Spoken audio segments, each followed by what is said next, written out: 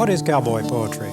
Cowboy poetry is an old tradition, and we're going to hear a lot about its history and where it came from today from Guy Logsdon of Tulsa, a writer and entertainer. Stay with us on Creative Crafts.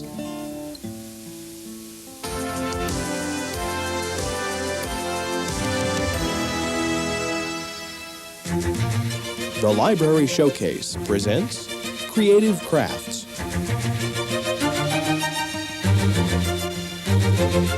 We're very happy to have Guy Logsdon with us today. Guy is a writer and an entertainer, as we're about to find out, and probably the leading expert on cowboy poetry, and we're going to be talking with him about it.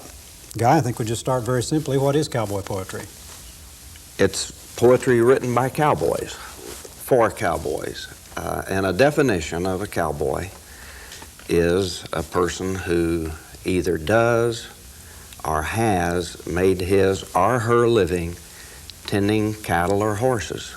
It's a very simple definition, and there are many people who have ridden a horse and own a pair of cowboy boots and a hat and a big buckle who've never worked cattle, and they're really not cowboys. Now, they may have the spirit, they may have an understanding and love and appreciation, but the working cowboy is the person who tends cattle. It's that and we're not talking simple. Particularly about professional entertainers. These aren't people who made their living entertaining others or whatever. They were cowboys, but they for some reason naturally wrote poetry. Well, the tendency to write poetry is almost by today's number of cowboy poets coming out of the woodwork, it's almost inherent. Fred Olds at Guthrie, a well-known Oklahoma artist, who is also an excellent poet and also worked cattle in his younger days and may still today, I don't know. But Fred said it's just about reached the point that you can't get a job cowboying until you can prove you've been published somewhere. Gotta have a poem published somewhere. Yeah. But it isn't that widespread, actually. There are many, many cowboys and cowgirls who do write poems, and the quality varies the same way that the quality of cowboys, cowgirls varies. You have tall ones, short ones, skinny ones, fat ones, good-looking, ugly.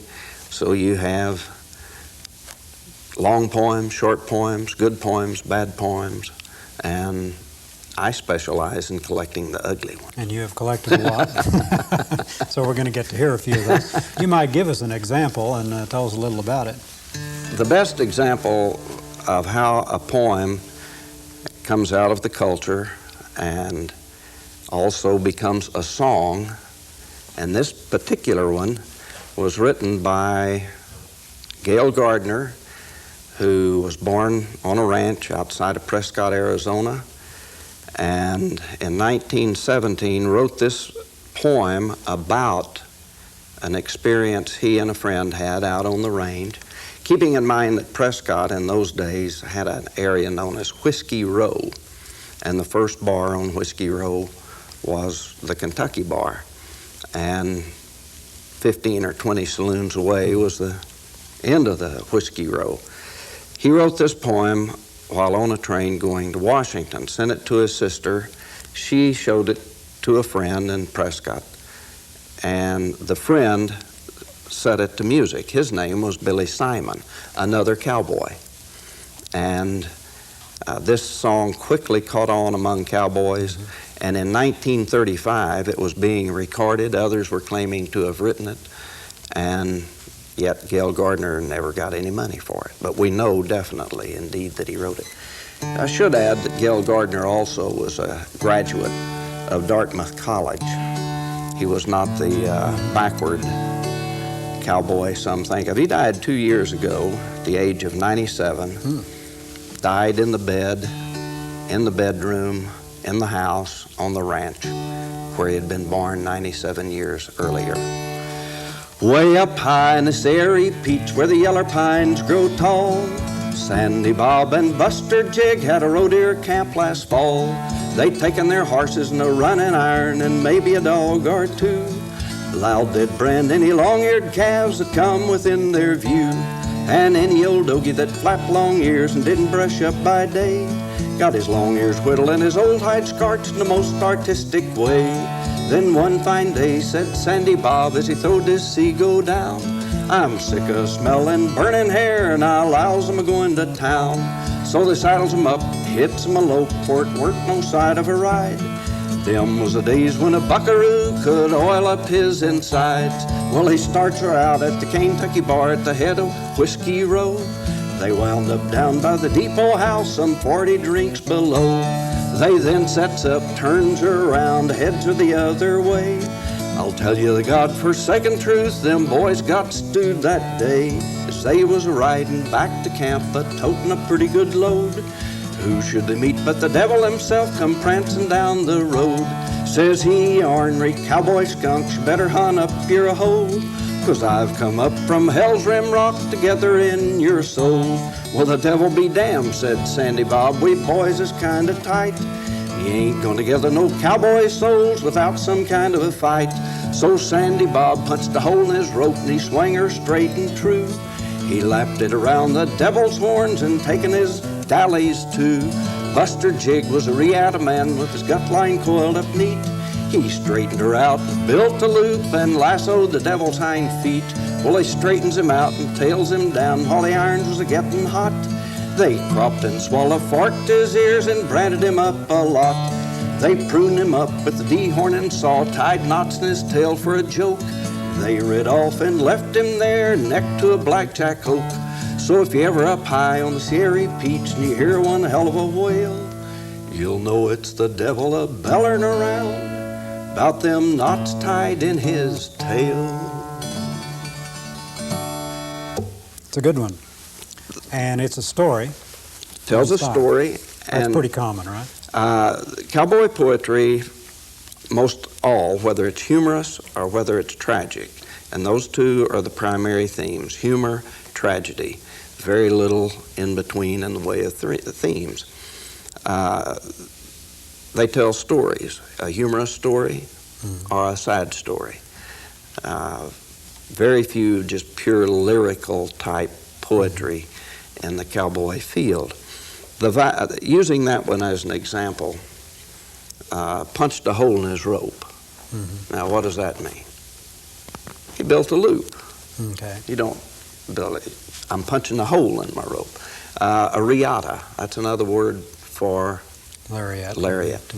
Seago, another word for your lariat. Straighten him out and tails him down. Well, like tailing them down is getting them on the ground and pulling them out ready to brand them.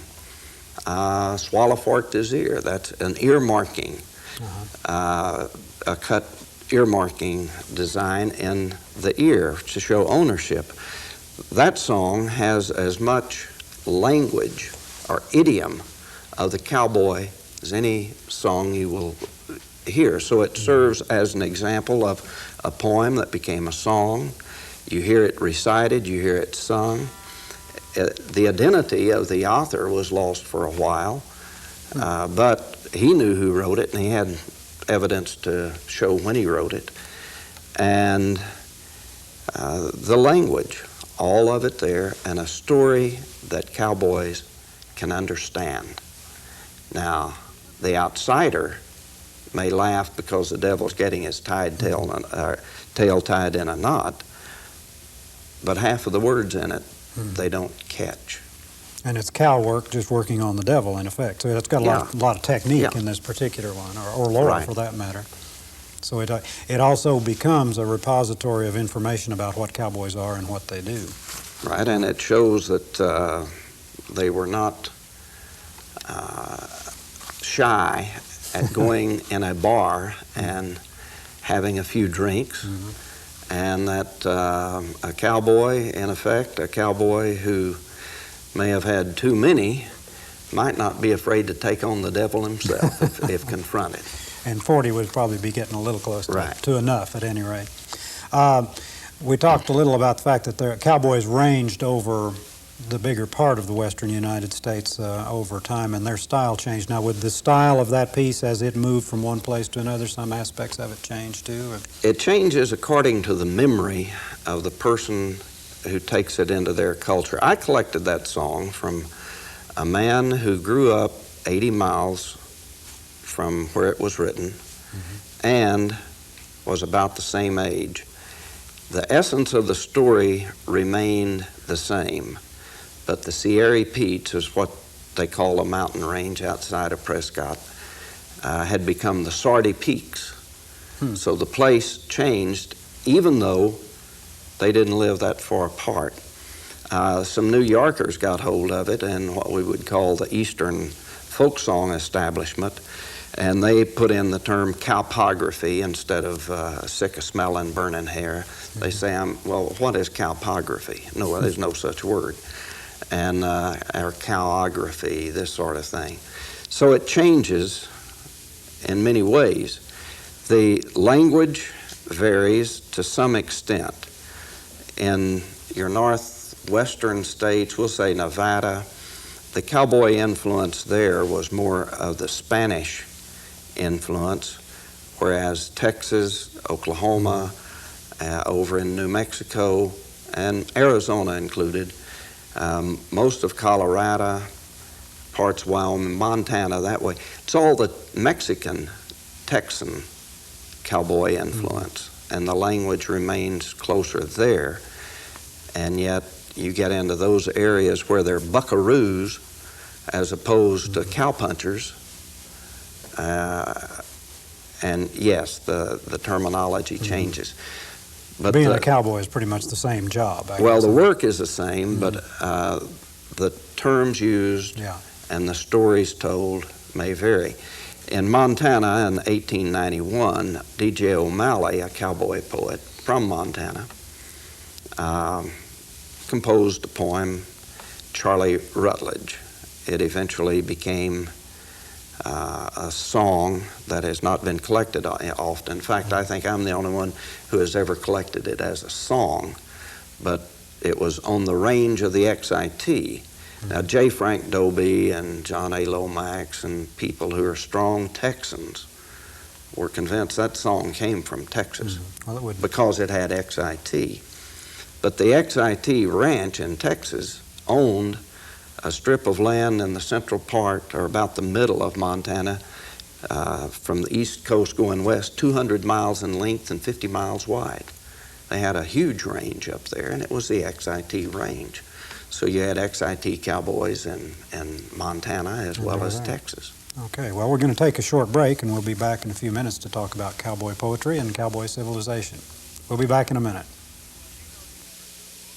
Did you know you can reserve books from any library in the Metropolitan Library System at home? All you need is a personal computer, modem, and library card. With Dial Access, you can browse the catalog of materials, check location and service hours of 20 libraries, extension libraries, and bookmobiles in Oklahoma County.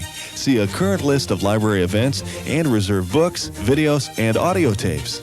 Call your local library and learn more about Dial Access.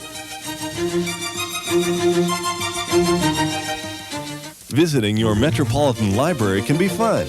Most of the libraries have kid-sized chairs and tables, as well as kid-sized books, from picture books to easy readers to children's classics. That's not all. Some great video cassettes from Alice in Wonderland to Cat in the Hat to Grimm's Fairy Tales are here.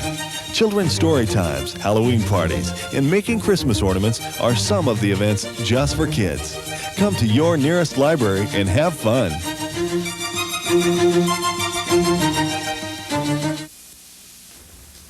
We're back again with Guy Logsdon of Tulsa, and we've been talking about cowboy poetry. Guy is going to be associated with and you'll have to tell me the title of it. Oklahoma Cowboy Poetry Gathering, April 26th, Friday night, the big dance and a little introductory music beforehand, and then all day Saturday at the Cowboy Hall of Fame, Metropolitan Library System. So, it's co-sponsored by them. Right. Okay, great. Do people express surprise when they find out that cowboys write poetry? The two occupations don't really seem to fit together, the cowboy is the romantic, mythical hero of our nation. And as a general rule, we don't associate heroes with writing poetry. When I was growing up, a young kid who might write poetry was always considered to be a little different from the real boys. Even enjoy poetry. And we can see Gene Autry, Roy Rogers, Tex Ritter, and we have no problem with them singing, because that's part of the image of the cowboy. But we do have a problem, some people, I'm not saying all, At least it seems surprising. with this hero writing poetry. Now, how many would accept John Wayne as a poetry reciting cowboy, or Gary Cooper? Their image was not that of a poet, which is usually a softer, milder man, which is not true, because there are some pretty rough cowboys out there who are writing some excellent poetry. No other occupation has as many poets as the cowboy occupation. I like to say, when will the first IBM poetry gathering take place, or the first Kerr McGee oil company employee poetry gathering take That doesn't seem place? to fit well at all. But cowboys love their work. They love their life, and their life is, in some cases, a bit conducive to writing poetry.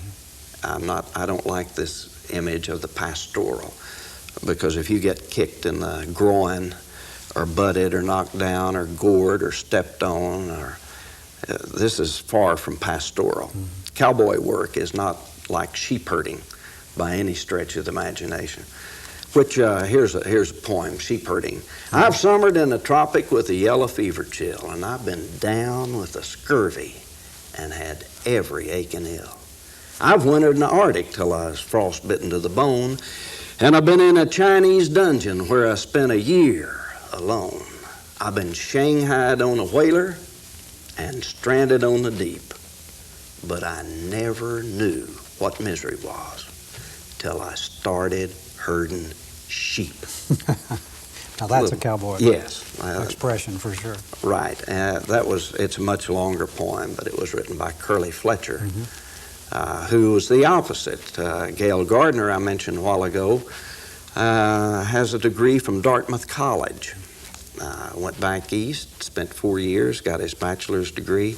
Curly Fletcher, on the other hand, dropped out of school in the 6th grade to help support his family at cowboy work. And his poems are, he is a magnificent poet, but a man with limited education. The library system should be interested in this. Curly Fletcher read a great deal.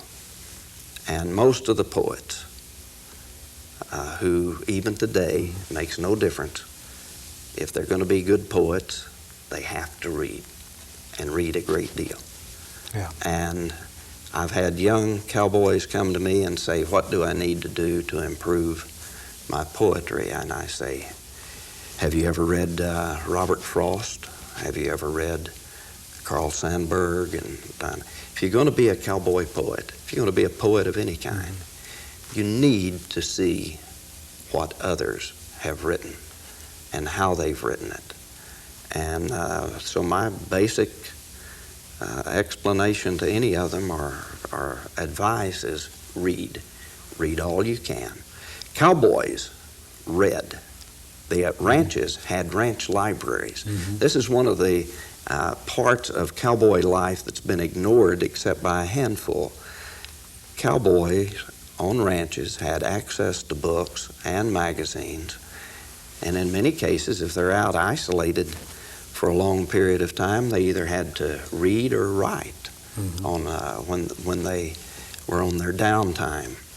They had no other way to occupy their mind. So they were quite literate, or many of them were. Yes. I mean, this concept of the illiterate cowboy is absurd. Now, you said you're presenting the good poetry, but actually it's a more universal thing. There's a lot of worse poets around who just knock the stuff off and it disappears. There's bad poetry, there's good poetry, there's bad poetry, but that's true.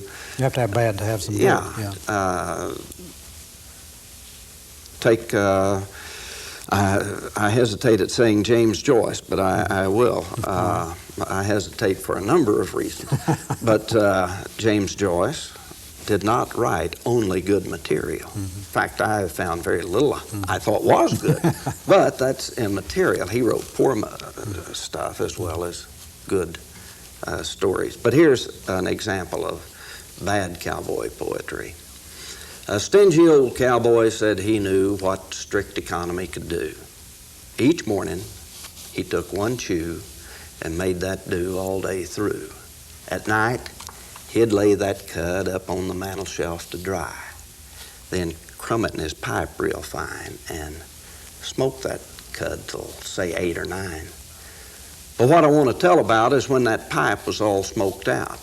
He'd knock the ashes in his hand and snuff 'em up each nostril gland. He wanted his boots to grease, and of course the ashes made him sneeze. Done sneezing, that stingy old galoot would blow his nose and grease his boot. Okay, that's pretty strong stuff. And that's pretty poor. Pretty poor quality. But it's fun. And that's part of the opposite. The oldest, one of the oldest, maybe the granddaddy of all cowboy poems, was titled Lasca, L-A-S-C-A, Lasca, about a Mexican girl or Hispanic and a cowboy, and she dies saving the cowboy's life.